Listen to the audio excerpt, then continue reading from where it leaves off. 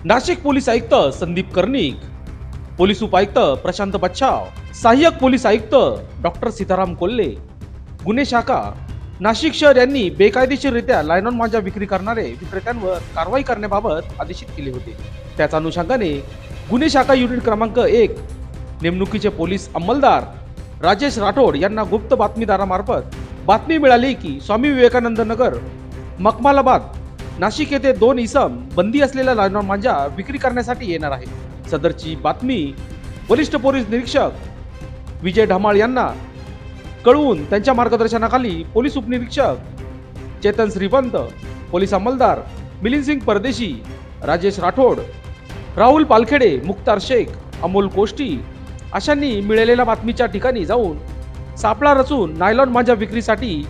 असणारा इसम विकास शिवसिंग देवरे वय वर्ष 27 राहणार मखमालाबाद नाशिक व तसेच अभिषेक सोपान भडांगे वय वर्ष 21 सदर यांना ताब्यात घेऊन त्यांच्या कब्जातून मिळून आलेल्या 2 प्लास्टिकच्या गोण्यामध्ये असलेले 43 नग बंद असलेला मोनोकाइड कंपनीचे नायलॉन मांजाचे गट्टू किंमत रुपये 33,600 हे हस्तगत करण्यात आले आहे। त्यांच्या विरुद्ध मसरूळ पोलीस स्टेशन येथे गुन्हा दाखल करण्यात आला आहे। सदरची कामगिरी पोलीस आयुक्त नाशिक संदीप कर्णिक, पोलीस उपायुक्त प्रशांत बच्छाव, सहाय्यक पोलीस आयुक्त गुन्हे शाखा डॉक्टर सीताराम कोल्हे यांच्या मार्गदर्शनाखाली गुन्हे शाखेचे वरिष्ठ पोलीस निरीक्षक विजय ढमाळ, पोलीस उपनिरीक्षक चेतन श्रीवंत, पोलीस अंमलदार शरद सोनोने, मिलिंद सिंग परदेशी, राजेश राठोड, राहुल पालखेडे, मुख्तार शेख,